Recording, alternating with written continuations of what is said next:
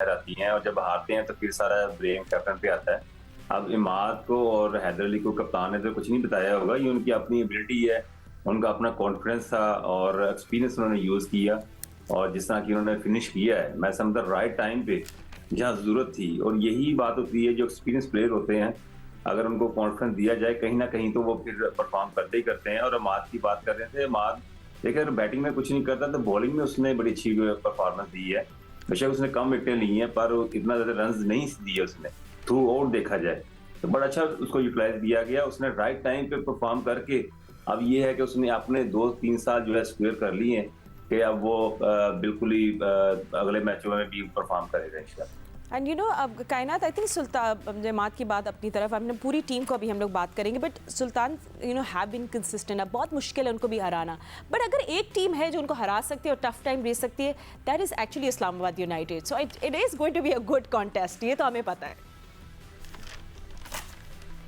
It is going to be a very exciting contest, I would say, क्योंकि मुल्तान तो through out form में रही है, लेकिन जो ये टीम जो क्लिक करती है ना बिल्कुल एंड वाले टाइम में, वो ज़रा ज़्यादा डेंजरस हो जाती है। ऑन पेपर इस्लामाबाद यूनाइटेड वैसे ही बहुत अच्छी थी, और अब जिस तरीके से एक एक प्लेयर परफॉर्म कर रहा है, उन्होंने जो शफलिंग की है थोड़ी सी, और उनका की पॉइंट ये डेफिनेटली रहेगा कि इमाद भी फॉर्म में आ गए हैं। हम पहले दिन से बात कर रहे थे कि इमाद का परफॉर्म करना ज़रूरी है, इस टीम के लिए ज़रूरी है, क्योंकि वो सीनियर प्लेयर हैं और उसके अलावा बहुत बड़े एसेट हैं टीम के लिए। तो अब जो उनकी पोजीशन है, चाहे वो बैटिंग में हो, वो जो बॉलिंग में अटैक कर रहे हैं, सबसे इम्पोर्टेंट वो इस्लामाबाद के लिए रहेगा कि वो अटैक में जो उनको विकेट्स निकाल के दे देंगे और कम रन जी। पे इकोनॉमिकल बॉलिंग करके जो वो स्टार्ट देंगे, that is going to be great. अगर वो ऊपर से 2 अच्छी विकेट्स भी निकाल लेते हैं, पूरा मैच इस्लामाबाद के हाथ में आ जाएगा। एंड बिल्कुल आप सही कह रही हैं। एंड हम लोग अभी जो जितने भी लोग हमें देख भी सुन रहे हैं, ये अभी हम सिर्फ वार्म अप कर रहे हैं, ठीक है, because we will talk about the team. हम लोग सबके एनालिसिस करेंगे, हम ओपनर्स की बात करेंगे, बॉलर्स की बात करेंगे, इस्लामाबाद यूनाइटेड के ऑलराउंडर्स की भी, and how important toss is. But ये थोड़ी सी देर में, so we just warming up and just talking about the team. And Bhatti साहब आपसे भी पूछेंगे, आई थिंक मुल्तान सुल्तान के पास एक बड़ा किलर कॉम्बो है, और वो एक्चुअली है बिहाइंड द सीन वाले अब्दुल रहमान, जिनको I think he is very underappreciated and underrated. उनका रिजवान का भी बहुत अच्छा। Oh Sikku, you not agreeing with me about Abdul Rahman? अच्छा, यू आर चीज़ को देख। अच्छा, तो अब्दुल रहमान एंड रिजवान का एक कॉम्बो बहुत अच्छा क्लिक कर दिया मुल्तान सुल्तान के लिए। देखिए, मेरे ख्याल में कोई भी टीम जो है वो ये टीम गेम है, सिंगल हैंडेडली किसी एक को क्रेडिट देना तो मुश्किल है। मेरे ख्याल में रिजवान जिस तरह एज ए कैप्टन फ्रंट से लीड कर रहे हैं, जहां आप देखें ओपनिंग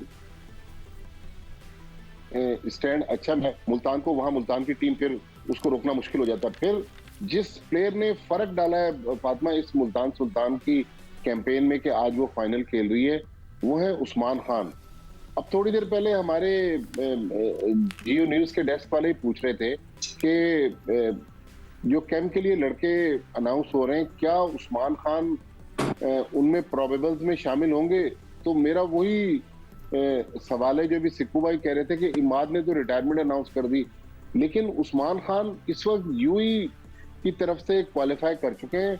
मेरा नहीं ख्याल वो पाकिस्तान के कैंप में उनको बुलाया जाएगा। पाकिस्तान के कैंप में उस वक्त बुलाया जाएगा जब वो पाकिस्तान में आए, नेशनल T20 खेले, पता तो चले कि हमारे सीजन में वो किस तरह परफॉर्म करते हैं। PSL की परफॉर्मेंस पर नेशनल टीम में किसी को सिलेक्ट करना ये मेरे ख्याल में मुश्किल है। तो रिजवान और उस्मान खान, इनकी परफॉर्मेंस आज भी मेरे ख्याल में मैटर करेगी। अगर ये परफॉर्म कर गए तो फिर मुल्तान सुल्तान को रोकना मुश्किल होगा। और ऑफ कोर्स जो लेट ज्वाइन किया है जॉनसन चार्ल्स और क्रिस जॉर्डन, उनका भी उनके कैमियोज पे भी क्रेडिट जाता है। Sikku, let's us come to bowling.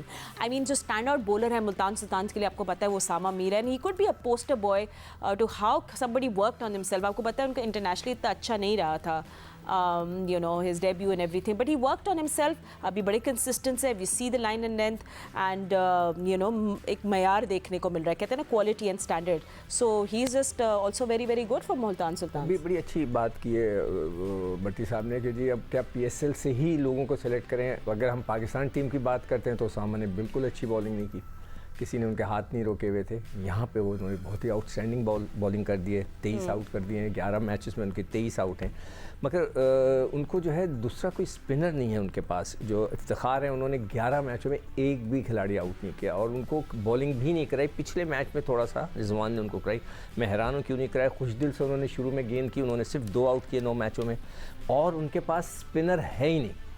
ये एक थोड़ा सा, अगर पाकिस्तान में, मैं हमेशा कहता हूँ कि सब कॉन्टिनेंट में स्पिनर्स तगड़े होने चाहिए। इसके कंपेयर करेंगे, अगर आप उनके पास इमाद है, ठीक है ना, आगा अच्छी गेंद करता है, वही तो शादाब खुद है। हाँ। नहीं, मैं I am talking about spinners. Shadab खुद है, अच्छा, okay. आगा भी है, उसने शायद 2 I thought you were all-rounders. मैं स्पिनर्स की बात कर रहा हूँ। तो स्पिनर्स जो है थोड़े इस्लामाबाद की तरफ तगड़े हैं, और अगर कंपेयर करें उनकी तरफ अगर आप आ जाए तो उनकी बॉलिंग के अंदर, मगर जैसे फास्ट बॉलर्स हैं तो फिर मोहम्मद अली ने बड़ी अच्छी बॉलिंग कराई हुई है, अब्बास है, दिल्ली है। तो ठीक है रज़ाक, आप भी थोड़ी दोनों बॉलिंग को डिफरेंस अगर हम लोग कंपेयर करें, सो डू यू थिंक कि Multan Islamabad United looks better in the bowling department?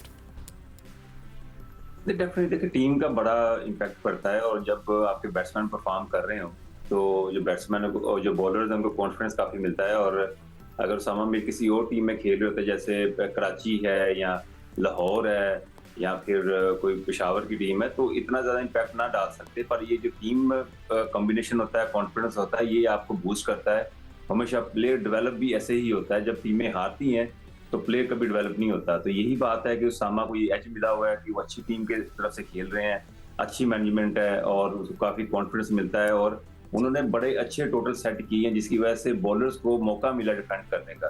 तो ये बड़ा प्लस पॉइंट होता है किसी भी बॉलर्स के लिए। ठीक है, हम ओपनर्स की भी बात करेंगे। क्या बहुत टॉक हो रही है about changes in Multan Sultan. एक चेंज है, ये हो गए ये नहीं हो गए, खुशदिल शाह, तैयब ताहिर के बीच भी बातें हो रही हैं। Will talk about it after short break. आप देख रहे हैं PSL 9 special presented you by Cadbury Dairy Milk and powered by Cola Next. Stay with us.